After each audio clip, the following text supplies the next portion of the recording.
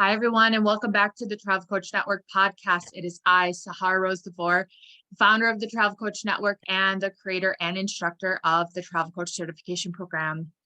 Today, I have a very lovely guest, Kristin Secor. Kristin was born with a rare form of muscular dystrophy, which impacts her mobility, strength, endurance, and breathing. Despite this challenge, she has traveled across the US and abroad to 20 countries across 4 continents so far. She started her wheelchair accessible travel blog in the hopes to inspire people of all abilities to travel to destinations that they may have never thought was possible and make wheelchair accessible travel easy by providing much needed information and resources, as well as organizing wheelchair accessible small group tours. Kristin, thank you so much for joining us today on the TCN podcast. Thank you so much for having me. Wonderful. Before we dive into all of your adventures, can you share more about yourself, your own story, and then where your passion for travel stemmed from? Of course. So I was born with a rare form of muscular dystrophy. It's a progressive illness. In my case, it's slowly progressive. So when I was younger, I had much more abilities than I do now. I am on a ventilator to help me breathe because the muscular dystrophy affects my respiratory muscles, as well as, just mobility, strength, all that kind of stuff. So having been born with it, something I've kind of gotten used to and just adapted to over time. And it really has not diminished my love of travel. It has added challenges to it, but not prevented me from pursuing that passion. I think my love of travel, we always went on family vacations when I was younger. So that really kind of piqued my interest of exploring new places. And then I took my first international trip right after I got out of grad school. And that was just the clincher, the travel bug bit. And it's all history from there. Wonderful. Is there a trip in particular, or maybe an experience that you remember that you had that really made a big impact on you, or was maybe a really transformative experience? So personally, I believe that every trip has that potential to make that impact if you let it. So I think when we're more mindful, when we're in that moment and not caught up in the go of travel and chaos, every trip has that potential.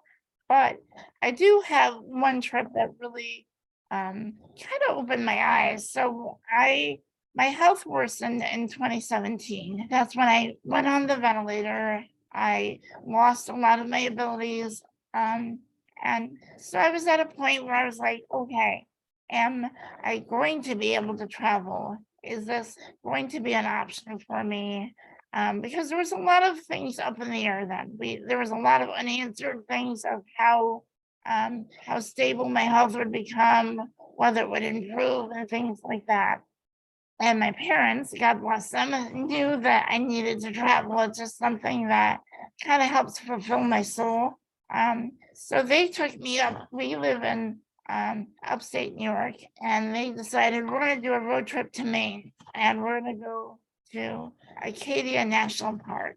And first of all, it's beautiful there. If you've never been, it's just an incredible place. But what that park showed me was that accessible travel is possible with the right planning, with the right research, and you can still have an incredible trip and travel experience, even with limitations physically and, all of that. Yeah, definitely. I love that your parents just knew that travel was something that your soul really needed. Because as we know, everyone listening are obviously in the travel industry or just travelers themselves who believe in that power that travel has, that fulfills us, helps us find our happiness, and really just feeds our soul. you mentioned some of those limiting beliefs or you're questioning, can I travel? Am I going to be able to travel? Is there something that helps you get over that mental hurdle so that you could go and travel? Because there's a lot of people out there with a wide range of disabilities or limiting beliefs as well. I mean, even if it's someone who feels like, I work way too much, I just can't travel, I don't have the time to do that. Are there any tips or what had helped you overcome those to show that, I can do this? I can make this travel part of my life because I really do need it. So I think that trip in particular really helped show and fight some of those questions I had. And I think one of the reasons I had those questions was at that time, there was no one really traveling with a disability on the internet and really posting about it and sharing it. So I had no one to look to say, hey, this is possible. So, I mean, I think that's a big thing. But that trip, it showed me that it's really a detriment to make assumptions, right? So if we just assume accessible travel is not possible, or we assume I've got to do this and I can't travel, or I can't, you know, follow something that's important to me, then it's almost a self-fulfilling prophecy. So, because that's what we live in, that's the truth we live in. When we start challenging those beliefs and not just making those assumptions automatically, it really opens a whole new world to us of what is possible. And yes, there may be some trips that are not going to be accessible for me, but I'm not going to know that until I do the research. So I've really challenged myself and the people that are on my website and my followers to not just make those assumptions. It's okay to question it, but then do the research, find out what is possible so that you're not kind of trapped in this cage that you built for yourself. Yeah, definitely. So is that what inspired you to start your wheelchair travel blog? Was that you wanted to empower and inspire, motivate others who felt like they couldn't travel or that it was going to be difficult for them to travel? What inspired your blog? That was a major reason. Just because belonging to different like accessible travel groups, I would hear people making those same assumptions that I once did. And so I really want to inspire people to travel to places that they may just assume is not going to be possible. Um, but I also know that planning accessible travel is not easy. There's not a lot of information and resources out there. So I also wanted to start providing that information so that when people tried to challenge those assumptions, they had um, accurate information to be able to do that and to be able to say, hey, maybe this is possible, and to really put a face out there and say, look what she's doing. She's going to these places, and maybe I didn't think I could, but now I see the picture and I see what she was able to accomplish. And if she can do it, I can do it too. Yeah, that's really inspiring. You mentioned how it's not easy to plan maybe wheelchair accessible travel. Are there any tips? Do you have maybe 3 tips that you love to always share with others who are looking for that type of travel? Yeah, so the first one is what we've been talking about. Don't make assumptions. Look into it, give it a chance. The second one would be to plan early.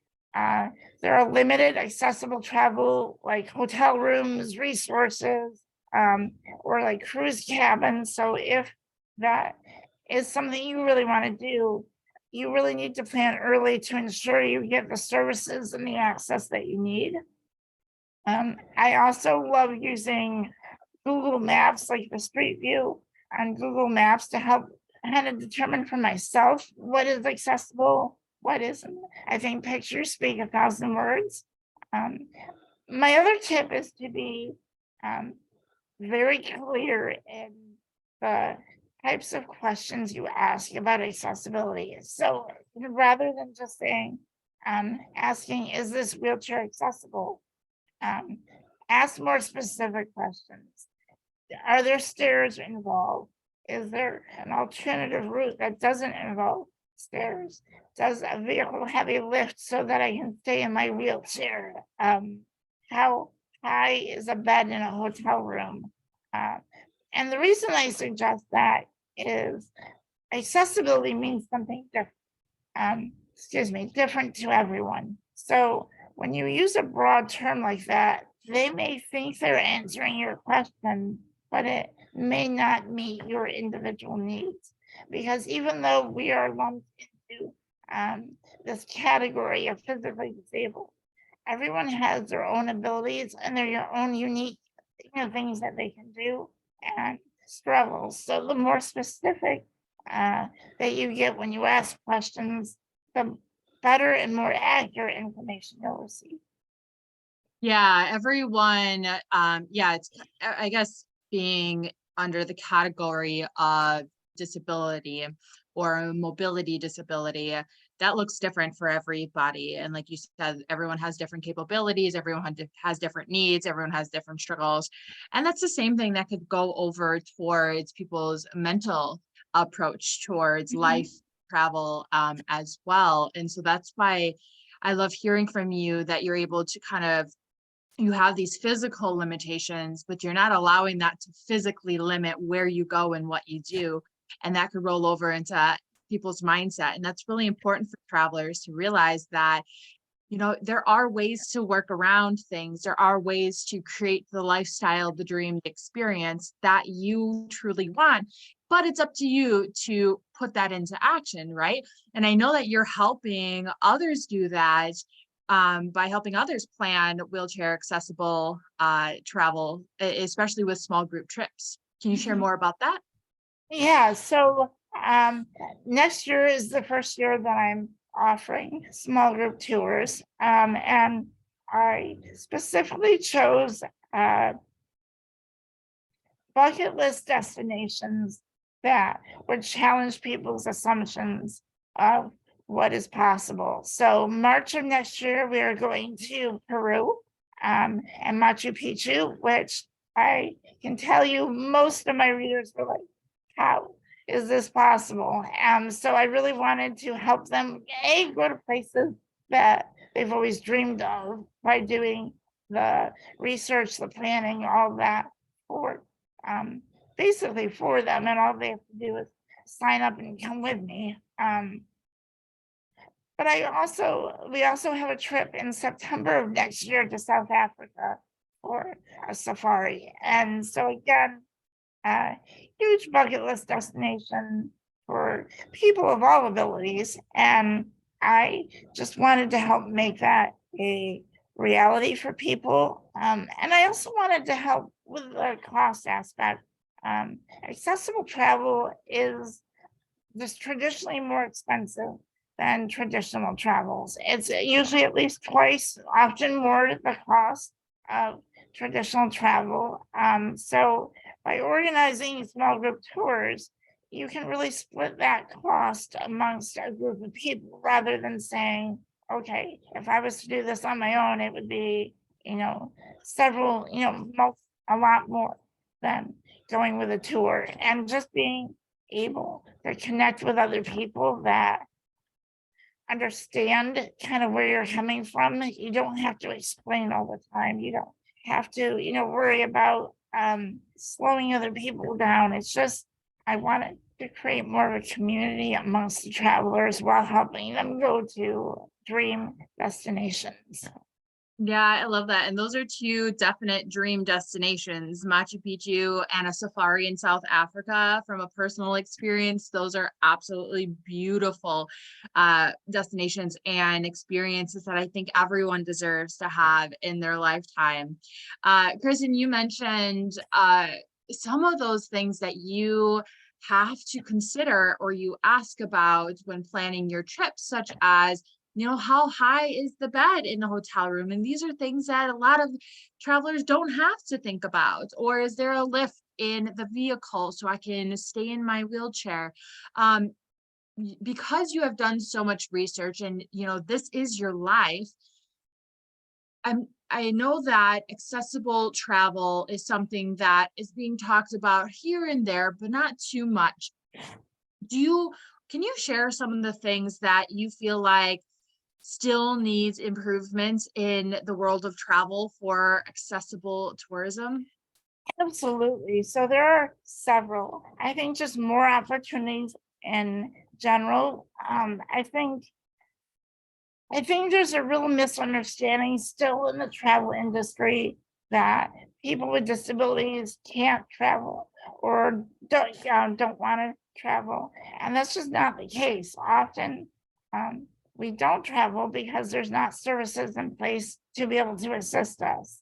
Um, People with disabilities spend billions of dollars of money in travel each year. So I think there's still a widely untapped market that like travel providers could really um, get in on and expand their client base. But there's also um, other challenges like air travel. Um, this one's been in the news quite a bit lately as far as being able to stay in your own wheelchair while on a plane. They are um, developing like prototype um, uh, scenarios where that may be possible. Uh, Unfortunately, the prototypes are not quite hitting the mark yet. I mean, they're allowing you to stay in your wheelchair, but they want to charge you a first class ticket to do so. And then then the design is not allowing you to recline at all, which is really important for a lot of wheelchair users, for pressure sores, for comfort, for a variety of reasons. And then there's not accessible uh, bathrooms on an airplane. I mean, some of the wider body aircrafts have what they call accessible bathrooms, but it's still the size of a closet. You can barely fit in. Transferring is not easy.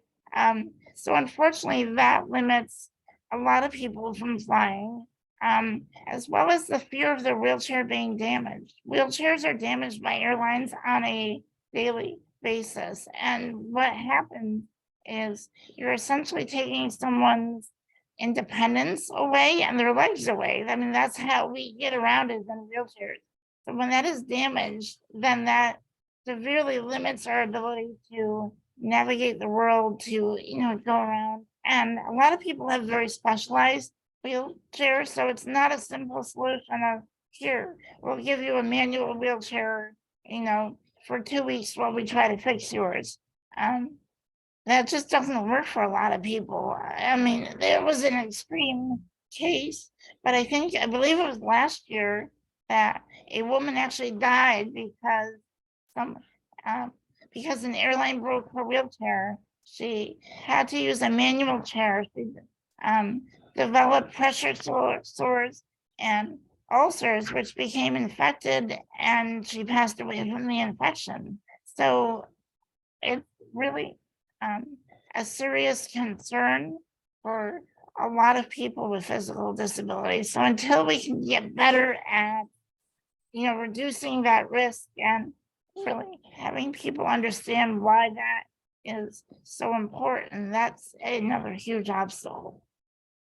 Yeah, thank you for sharing all that. These are just things that a lot of able-bodied, I guess I should say, I don't know what the Yeah, proper term is, travelers that we don't have to think about. I mean, as you were describing the bathroom, I'm thinking, yeah, those are even small for me. yeah, I can't imagine trying to get a wheelchair, transfer from your wheelchair. Plus, you need the privacy to be able to do that, and the comfort and sanitation to be able to do that. So, yeah, and the reclining in the chair itself, I mean, you should be able to recline and have a comfortable long flight just like anyone else sitting around you, especially if they're going to be charging you first class prices for it. yeah, Um, and this is all just boils down to your health and your safety. You gave several examples of how important a certain type of wheelchair is for different types for the individual. And these are things that we didn't have to think about. And it's really honestly a shame that the industry is like this because I understand that it takes time to make changes, but thing is, there is a big buzz about DEI, diversity, equality, equity, I should say, and inclusivity in especially the tourism industry. Yeah. And I feel like disabled travelers or people in wheelchairs or have these physical limitations are really not being thought about a lot of it in a lot of this. And this conversation with you is really just sending my mind in all these different directions. But I want to say kudos to you, and I want to say that what you're doing with your travel blog and empowering others, and you yourself just going out and traveling the world, is really making a big impact on a lot of people that you may not know that you're making an impact on. And this, can you share what do you think travel actually does for you? Like, why do you feel that you travel on a personal, deeper level? Yeah. So I've always described travel for me as my reset button. So, like, when life gets chaotic and stressful, as it does for all of us, travel for me helps keep life in perspective. Because I know, like, living in the US, I can often take for granted the privilege that we have. Um, we have accessibility laws. We have, I mean, it's not perfect, no, but no place is. And I think the United States has a lot more benefits for people with disabilities. When I travel to other countries, um, like I was in South America earlier this year, and just simple things like the lack of curb cuts. So curb cuts are those dips in the sidewalks that allow you to cross easily without having to step down like 5 inches. And they are not prevalent in South America. So just navigating where you live as a person with a disability, I can imagine how they get around. I had to roll in the street and hope to not get hit by a car because I was trying to explore and, experience that city before the people that live there that don't have that infrastructure in place. It makes me more grateful for where I live and the accessibility that does exist, even if it's not perfect. It's better than other parts of the world. And I mean, there are people that are in other countries that are literally trapped inside of their home due to lack of accessibility, whether that's not having wheelchairs available or accessible transportation or curb, curb cuts and things like that. I mean, sometimes it's the small things that really make a difference. And so when I see that, or just being grateful to experience a new destination, like it adds more gratitude. It helps me keep a perspective of what, not to minimize what anyone is going through in their own lives, but when you also look at what other people go through and the challenges they have, it helps you gain different um, perspective on life for sure. Yeah, definitely. It makes me think that you have to be really mindful of the destinations that you choose to go to. I know there's so many different destinations that either don't have sidewalks or have just cobblestone streets, and I can't imagine rolling your wheelchair, down those streets. It's hard enough for me to roll my suitcase down the Yeah, street. So these are just things that I hope a lot of people listening, travel is something that builds a lot of empathy and compassion for people and better understanding and acceptance. And it's something that I preach all the time. I always say that if everyone was able to travel, the world would be a much kinder place. yeah, But even just in your daily life, to have that either helping hand or that compassion or empathy for people, because we often get sucked up into our own life and we forget to acknowledge our gratitude for what we have. Mhm. And there's different things that you're grateful for. There's different things that everyone else is grateful for. So I hope that everyone listening can be inspired by this episode with Kristin, and just, give it a little bit more thought on our approach to life and, when we travel as well too. But Kristin, as we wrap it up here, I always love to ask, is there a fun fact about yourself that it doesn't have to be business or travel related that you can share? So I am a huge animal lover. A lot of my travels do focus on like wildlife or national parks, either international or, domestic.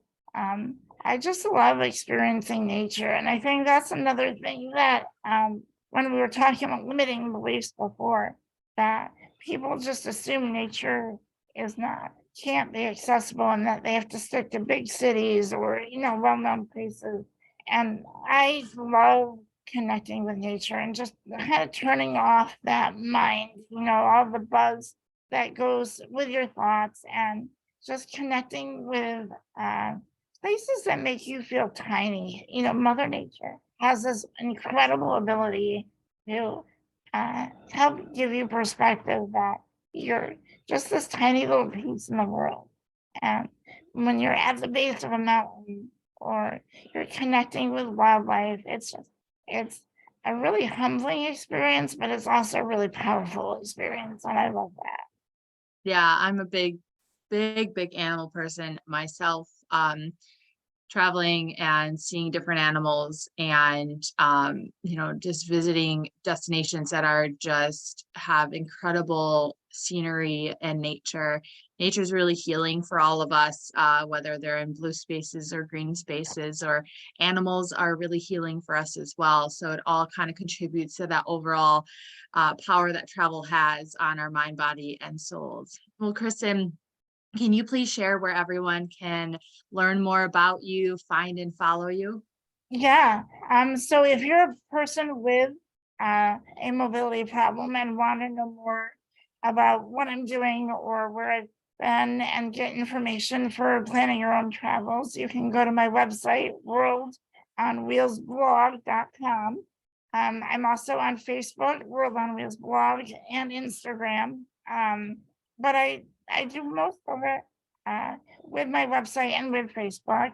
But I'm also open, like if you're someone that's able-bodied that wants to know just more about accessible travel, how you can help be an ally for accessible travel, feel free to email me as well. I really try hard to personally answer all the emails that I receive, and you can do that at World on Wheels blog at gmail.com.